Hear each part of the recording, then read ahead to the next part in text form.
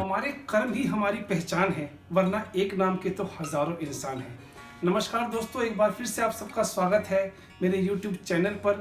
आज मैं आपसे बात करने वाला हूँ आपके प्रोफेशन के ऊपर।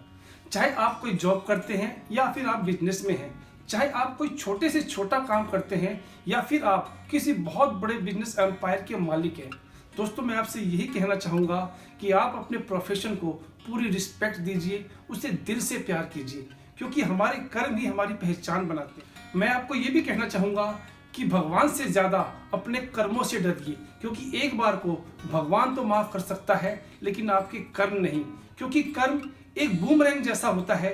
ये उस व्यक्ति के पास ज़रूर लौट करके आता है जो इसे फेंकता है। इसलिए अपने कर्म के प्रति, अपने प्रोफेशन के प्रति हमेशा पूरा ईमानदार रहिए। आइए इसी टॉपिक पे आपको एक बहुत पुरानी कहानी सुनाता हूँ। दोस्तों बहुत पुराने समय की बात है, एक ऐसा देश था बहुत पुराने समय में जहाँ सभी लोग लकड़ी के बने घरों में रहा करते थे। एक कंपनी में एक बूढ़ा कारपेंटर बहुत फेमस था लकड़ी के घर बनाने के लिए। दूर दूर से लोग उस बूढ़े कारपेंटर के पास आते थे और उसको अपने साथ ले जाते थे और वहाँ जाकर वो उनके लिए लकड़ी के घर बनाता था। लेकिन अब वो बहुत बूढ़ा हो गया था और वो यह काम अपनी जवानी के टाइम से कर रहा था। उसने सोचा कि अब मैंने बहुत समय तक काम कर लिया है, अब मुझे रेस्ट करना चाहिए और अपनी बाकी की बची हुई लाइफ अपनी फैमिली के साथ बितानी चाहिए।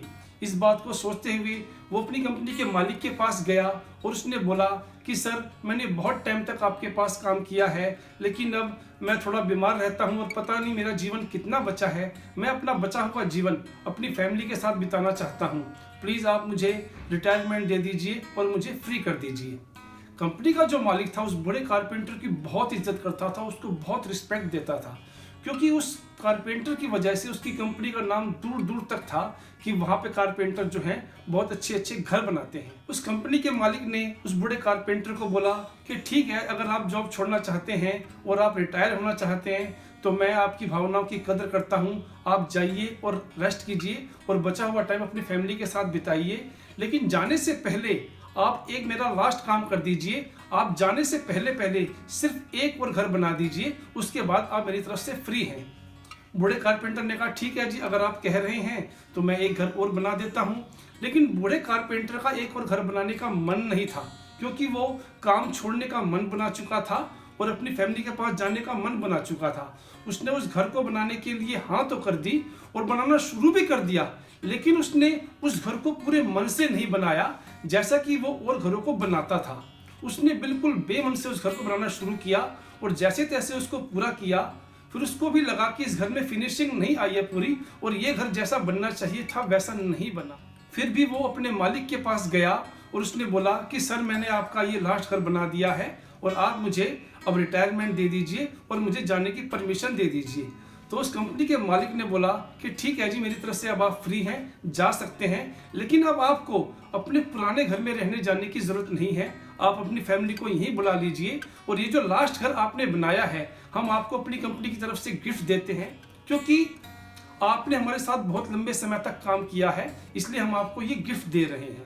तो उस बूढ़े कारपेंटर ने सोचा कि मैंने अपने जीवन के अंत में ये क्या कर दिया।